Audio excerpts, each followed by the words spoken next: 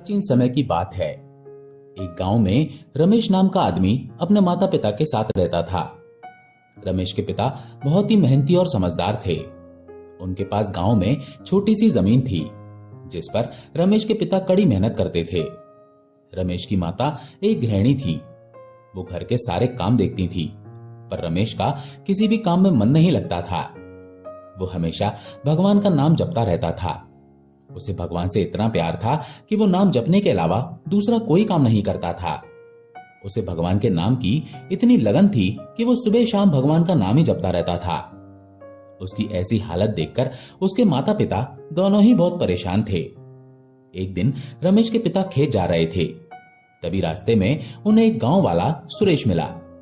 सुरेश ने रमेश के पिता को देखकर कहा, क्या बात है भैया, इतने कमजोर क्यों हो गए हो? तबीयत तो ठीक है? रमेश के पिता ने उसकी बात सुनकर कहा, तुम सही कह रहे हो भैया, पिछले कुछ दिनों से बीमार चल रहा हूं, लेकिन मजबूरी है। अगर खेत में नहीं गया और काम नहीं किया तो घर कैसे चलेगा? तब सुरेश ने पूछा, क्यों, क्या हो गया? अब तो रमेश भी बड़ा हो गया है, क्या वो काम में तुम्हारी मदद नहीं करता? जब तक तुम बीमार हो अपनी जगह खेत में उसे भेज दिया करो। अब तुम्हारी आराम करने की उम्र है, इसलिए खेत का सारा काम उसे संभालने दो। रमेश के पिता ने उसकी बात सुनकर कहा, अब तुम्हें क्या बताऊं सुरेश, रमेश एकदम निकम्मा है। उसका किसी भी काम में मन नहीं लगता। वो कोई काम करना ही नहीं चाहता। मैंने बहुत कोशिश की उसे किसी काम में लगाने की। उसको शहर में अच्छी नौकरी भी लगवा दी थी, पर उसने वो भी छोड़ दी। मैं तो थक गया हूं उसे समझा समझा कर। पता नहीं क्या होगा इस लड़के का। तब सुरेश ने उसकी बात सुनकर कहा, तुम्हारा लड़का ऐसे नहीं सुधरेगा। तुम एक काम करो, उसकी शादी कर दो। जब बीवी आ जाएगी तो अपने आप अपनी जिम्मेदारी समझने लगेगा, और इसके साथ साथ तुम अपनी पत्नी को लेकर तीर्थ यात्रा पर चले जाओ। फिर देखना तुम्हारा लड़का कैसे काम करता है। मजबूरी में उसे काम करना ही पड़ेगा। रमेश के पिता को उसकी ये बात अच्छी लगी। उन्होंने सुरेश से कहा, तुम बात तो ठीक कह रहे हो। सुरेश ने कहा, इसके अलावा तुम्हारे पास और कोई रास्ता भी नहीं है, तुम्हें यही करना होगा। तब रमेश के पिता ने कहा, ठीक है, मैं जल्दी से जल्दी कोई लड़की देखकर रमेश की शादी करवा देता हूं। क्या तुम्हारी नजर में कोई ऐसी लड़की है? सुरेश ने कहा, हाँ, लड़की तो है जो बहुत ही अच्छी, सुंदर और घरेलू है। वो तुम्हारा सारा घर संभाल लेगी। वो बहुत ही आज्ञाकारी लड़की है, तुम्हारे किसी भी काम को मना नहीं करेगी, और मुझे लगता है वो लड़की तुम्हारे बेटे को सुधार देगी। उसके बाद रमेश के पिता अपने घर चले गए। घर पहुंचकर उन्होंने अपनी पत्नी से कहा, आज रास्ते में सुरेश मिला था। वो कह रहा था कि उसकी नजर में एक लड़की है जो बहुत ही अच्छी और समझदार है। इसके साथ साथ वो बहुत मेहनती और देखने में भी सुंदर है। इसलिए मैं सोच रहा था कि रमेश की शादी उससे करवा दूं। रमेश की मां को भी ये बात अच्छी लगी। उन्होंने कहा, मैं भी यही सोच रही थी। बहू आएगी तो रमेश भी कुछ काम धंधा करने लगेगा। हम दोनों ने तो बहुत कोशिश कर ली, लेकिन फिर भी रमेश सुधरा नहीं। शायद शादी के बाद उसे समझ आ जाए और वो सुधर जाए। तब रमेश का पिता बोला, मैं भी यही सोच रहा हूं, अगर काम धंधा नहीं करेगा तो खाएगा क्या? अपनी बीवी बच्चों को क्या खिलाएगा? इसलिए मजबूर होकर उसे कोई ना कोई काम तो करना ही पड़ेगा। रमेश के माता पिता उसकी शादी करवा देते हैं। घर में नई बहू आ गई। उसका नाम प्रिया था। कुछ दिन बाद रमेश के पिता ने कहा, देखो रमेश, अब हमारी जिम्मेदारी खत्म, इसीलिए अब ये घर और खेत तुम्हें संभालना है। मैं और तुम्हारी मां दोनों तीर्थ यात्रा पर जा रहे हैं। कब वापस आएंगे कुछ नहीं पता। जब हमारा मन होगा तब वापस आ जाएंगे। पीछे से अपनी जिम्मेदारी अच्छे से निभाना। हमें उम्मीद है तुम हमें निराश नहीं करोगे। इतना कहकर दोनों चले गए। इसी तरह कुछ दिन बीत गए, लेकिन रमेश की आदतों में कोई सुधार नहीं आया। रमेश पहले की तरह ही भक्ति में लगा रहता। रमेश की पत्नी जब उसे भक्ति करते देखती तो सोचती कि मैं कितनी किस्मत वाली हूं, मुझे इतना अच्छा पति मिला है जो हमेशा भगवान की भक्ति करता रहता है। उसे किसी भी प्रकार की बुरी आदत नहीं है, वो बस हमेशा भक्ति करता रहता है। इस तरह सब कुछ अच्छा चल रहा था, और ऐसे ही कुछ दिन और बीत गए, लेकिन रमेश की आदतों में कोई फर्क नहीं पड़ा। रमेश जैसा था वैसा ही रहा। इसी तरह समय गुजरता जाता है। रमेश की पत्नी उसकी भक्ति से तो बहुत खुश होती थी, लेकिन वो उससे हमेशा यही कहती थी, तुम घर में हाथ जोड़कर भक्ति करते रहते हो, कभी भगवान के घर भी चले जाया करो, कभी किसी मंदिर, गुरुद्वारे या किसी धार्मिक स्थान पर चले जाया करो। लेकिन रमेश उसकी बात सुनकर हमेशा यही कहता, भक्ति करने के लिए कहीं जाने की जरूरत नहीं, जहां भक्ति करने बैठ जाओ वहीं भगवान का घर होता है, भगवान खुद वहां चलकर आते हैं। रमेश की बात सुनकर उसकी पत्नी हंस पड़ती, लेकिन रमेश को इस बात पर पूरा विश्वास था कि भगवान एक दिन उसके घर जरूर आएंगे। रमेश के खेत में न जाने के कारण एक दिन ऐसी हालत हो गई कि उसके घर में अनाज खत्म होने वाला हो गया। प्रिया ने रमेश से कहा, घर में अनाज खत्म होने को आया है, आप कुछ काम क्यों नहीं करते? जब भी देखो घर में ही पड़े रहते हो और हमेशा भक्ति करते रहते हो। मैं मानती हूं भक्ति करना बहुत अच्छा है, लेकिन भक्ति के साथ साथ कर्म भी जरूरी है। अगर आप कुछ काम नहीं करेंगे तो हम लोग भूखे मर जाएंगे। इसीलिए अब आपको कोई ना कोई काम ढूंढ लेना चाहिए। आपकी भक्ति से हमारा पेट नहीं भरने वाला। रमेश ने उसकी बात सुनकर कहा, ठीक है, मैं कुछ करता हूं। ये बोलकर रमेश घर से बाहर चला गया और एक पेड़ के नीचे जाकर बैठ गया। वो सोचने लगा कि मेरी पत्नी ठीक कह रही है, मुझे कुछ ना कुछ तो करना ही पड़ेगा, ऐसे घर नहीं चलने वाला। लेकिन उसे समझ में नहीं आया कि वो क्या करे। उसे अपने पिता की याद आने लगी। वो सोचने लगा, अगर पिताजी होते तो सारा काम संभाल लेते, पर अब तो वो भी नहीं है। मेरे पास इतना धन भी नहीं है कि मैं खेत में बीज लाकर काम कर सकूं। फिर उसने सोचा कि थोड़े से पैसे मंगल जी से उधार ले लेता हूं, फसल होने के बाद वापस कर दूंगा। ये सोचकर रमेश मंगल जी के पास पैसे लेने चला गया और जाकर उसने मंगल से कहा, मंगल जी, मुझे कुछ पैसे चाहिए थे। मंगल ने उसकी बात सुनकर कहा, पैसे तो मैं तुम्हें दे दूंगा, लेकिन जब तक तुम मेरे पैसे वापस नहीं करोगे तुम्हारी जमीन के कागजात मेरे पास रहेंगे। जब तुम मेरे पैसे वापस कर दोगे मैं तुम्हारी जमीन के कागजात वापस कर दूंगा। अगर ये बात मंजूर है तो बताओ। रमेश को इस बात में कुछ गलत नजर नहीं आया। उसने जमीन के कागजात मंगल को दे दिए और पैसे लेकर घर चला गया।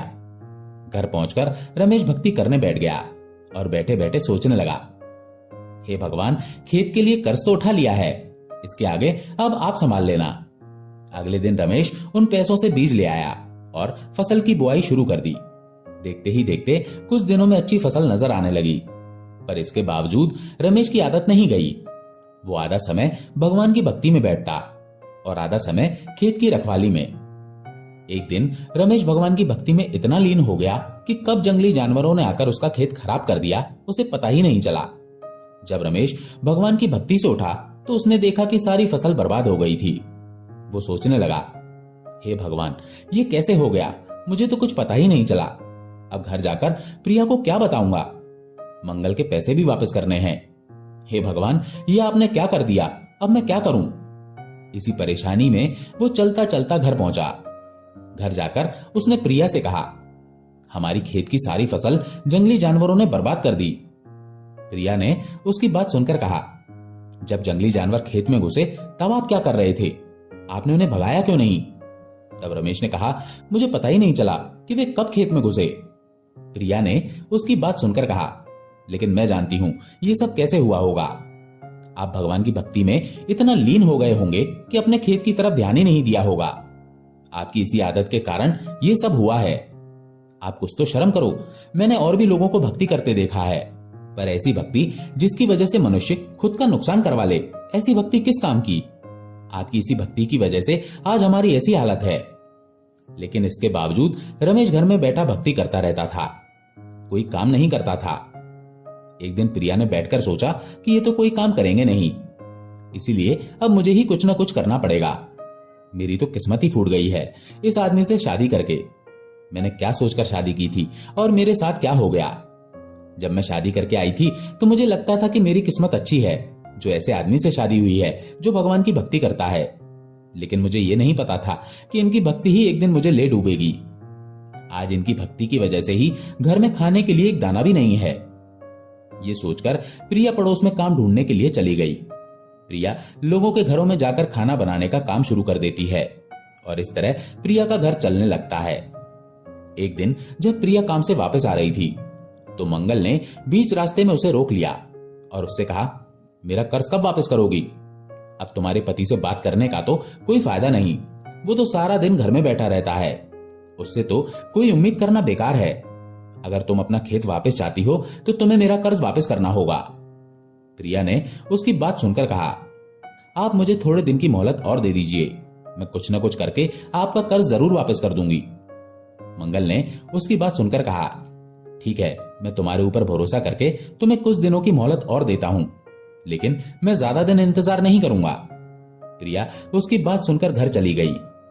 घर पहुंचकर प्रिया रमेश को सुनाने लगी और कहा, आज तुम्हारी वजह से मंगल ने मुझे बीच रास्ते में रोक लिया और कर्ज के पैसे वापस मांगने लगा। वहां बहुत सारे लोग थे, उन लोगों के सामने मेरी कितनी बेइज्जती हुई। उसने आपके बारे में भी बहुत बुरा भला कहा, लेकिन इसके बावजूद मैं उसे कुछ नहीं कह सकी, क्योंकि इसमें उसकी कोई गलती नहीं है, सारी गलती आपकी है। आपको पता था कि आपसे काम नहीं होने वाला, फिर आप क्यों गए थे मंगल से पैसे मांगने के लिए? अब हम कर्ज के पैसे कहां से वापस करेंगे? रमेश ने प्रिया की बात सुनकर कहा, तुम चिंता मत करो, मुझे भगवान के ऊपर पूरा भरोसा है, वे कुछ न कुछ जरूर करेंगे। प्रिया ने उसकी बात सुनकर गुस्से से कहा, आपसे तो बात करना ही बेकार है। आपको नहीं पता, आपकी वजह से ही आज हम इस मुसीबत में हैं। भगवान खुद कभी किसी की मदद करने उसके घर नहीं आते, हमें अपनी मदद खुद ही करनी पड़ती है। खाली भक्ति से पेट नहीं भरता, उसके लिए काम करना पड़ता है, लेकिन आपको समझाने का कोई फायदा नहीं। लेकिन रमेश पर प्रिया की बातों का कोई असर नहीं हुआ। वो भगवान की भक्ति करने के लिए दोबारा बैठ गया।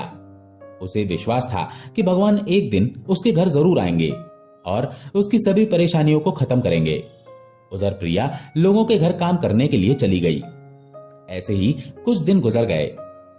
एक दिन मंगल रमेश के घर आया और उससे बोला, मैंने तुम्हें कुछ दिनों की मोहलत दी थी, लेकिन वे दिन भी अब पूरे हो गए हैं। क्या तुमने मेरे पैसों का इंतजाम किया या नहीं?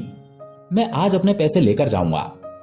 रमेश ने मंगल से कहा, मंगल जी, अभी पैसों का कोई इंतजाम नहीं हुआ।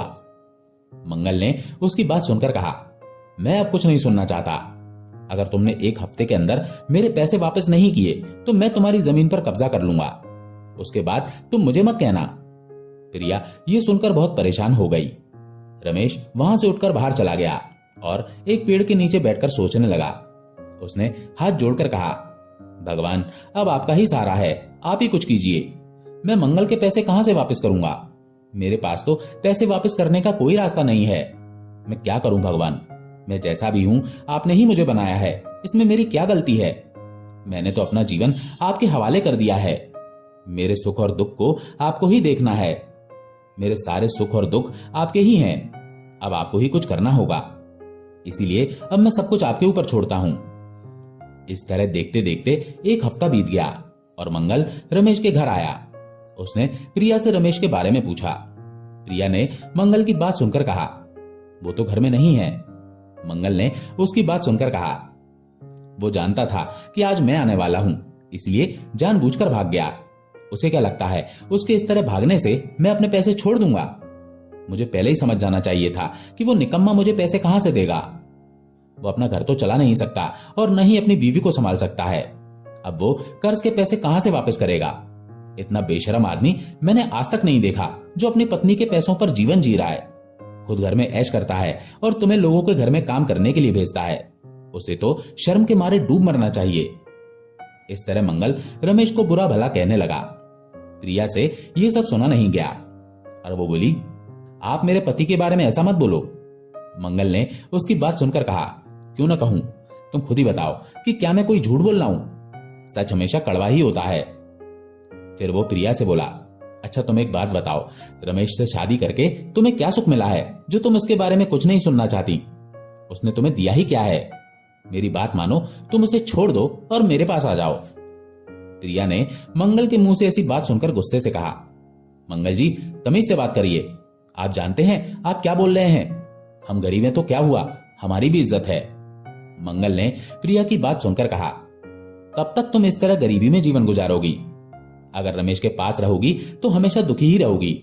मेरे पास आ जाओगी तो मैं तुम्हें सब कुछ दूंगा, नई नई साड़ियां, गहने और जो कुछ भी चाहोगी।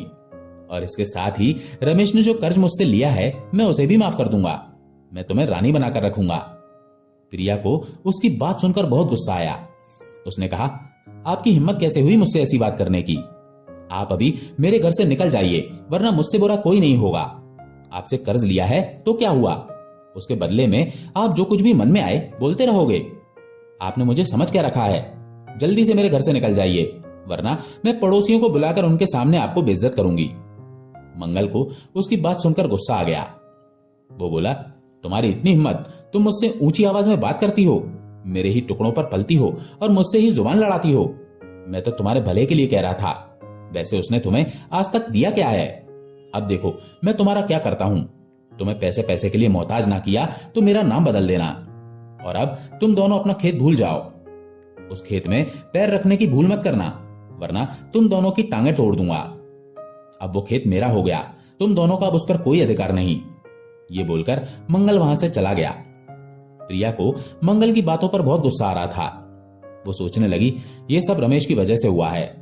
अगर ये कोई काम करते होते तो ये दिन देखना न पड़ता। आज हमारे घर में अनाज का एक दाना भी नहीं है।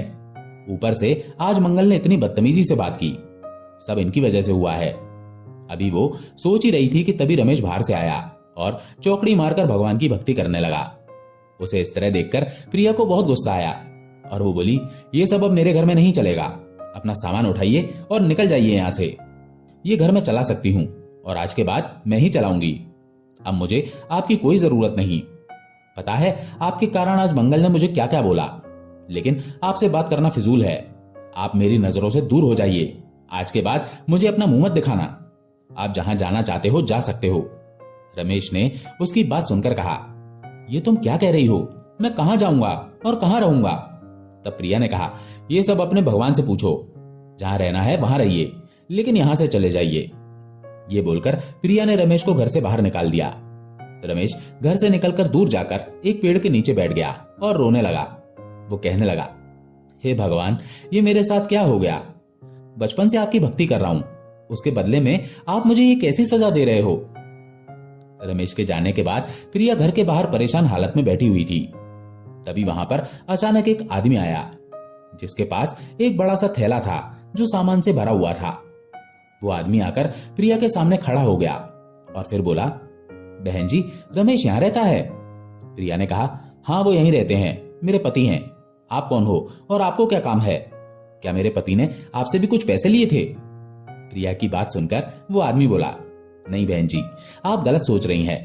दरअसल आपके पति मेरे यहाँ बहुत सालों से काम कर रहे हैं, लेकिन आज तक उन्होंने अपनी तनख्वाह नहीं ली, इसीलिए आज मैं खुद उनकी तनख्वाह देने आया हूं। ये बोलकर उस आदमी ने थैला प्रिया को दे दिया और फिर वहां से चला गया। उसके जाने के बाद प्रिया ने उस थैले को खोला तो उसकी आंखें फटी की फटी रह गईं। उस थैले में बहुत सारे सोने के सिक्के, हीरे मोती, गहने और बहुत सारा धन था। ये सब देखकर प्रिया सोचने लगी, इतना सारा धन, मुझे समझ में नहीं आ रहा कि ये सच है या सपना। मुझे तो अपनी आंखों पर विश्वास नहीं हो रहा। ये कैसा चमत्कार है? मेरे पति तो छुपे रुस्तम निकले। कितने सालों से ये किसी के यहाँ काम कर रहे थे, लेकिन इन्होंने आज तक मुझे बताया भी नहीं। मुझसे हमेशा छुपाते रहे। इसका मतलब रोज चुपचाप कहीं काम करने चले जाते थे। इनके मालिक के पास कितनी धन दौलत होगी जो इन्होंने तनख्वाह के बदले इतना कुछ दे दिया। जरूर इनके मालिक बहुत ज्यादा धनवान होंगे। फिर उसे अपनी गलती का एहसास हुआ और उसने मनी मन कहा, मुझसे कितनी बड़ी भूल हो गई जो मैंने गुस्से में आकर इन्हें घर से निकाल दिया। मुझे जल्दी से जाकर उन्हें ढूंढना होगा। पता नहीं कहां भटक रहे होंगे। प्रिया दौड़ती हुई गई और रमेश को ढूंढने लगी। तभी प्रिया को रमेश एक पेड़ के नीचे बैठा नजर आया। प्रिया ने उसके पास जाकर कहा, आप यहां बैठे हो, मैंने आपको कहां कहां नहीं तलाश किया। मुझे माफ कर दीजिए और घर चलिए। रमेश ने प्रिया की बात सुनकर कहा, नहीं प्रिया, यही मेरी सजा है। अब मैं उस घर में कभी नहीं आऊंगा, और वैसे भी मैंने आज तक तुम्हें दिया ही क्या है? तुम्हें मेरे साथ केवल दुखी दुख मिले हैं। प्रिया ने उसकी बात सुनकर कहा, यह आप क्या कह रहे हो? आप जानते हो आज घर में कौन आया था? आप तो बड़े छुपे रुस्तम निकले और अभी भी आप नाटक कर रहे हो। मुझे आपके बारे में सब पता चल गया है कि आप किसी के यहाँ काम करने जाया करते थे और आज वो हमारे घर आए थे आपकी तनख्वाह देने के लिए, और उन्होंने जो दिया है उसे देखकर तो मैं हैरान रह गई। उसमें इतना सारा धन है, इतने सारे हीरे मोती जवाहरात हैं कि हमारे आसपास के गांव में भी इतना धन किसी के पास नहीं होगा। अब तो आप बता दीजिए कि आप कहां जाते थे, किसके यहां काम करते थे? रमेश ने उसकी बात सुनकर कहा, ये तुम क्या बोल रही हो? मुझे तुम्हारी कोई बात समझ नहीं आ रही। तब प्रिया ने सारी बात रमेश को बताई। रमेश ने जब ये सुना तो वो समझ गया। कि ये सब भगवान की लीला है।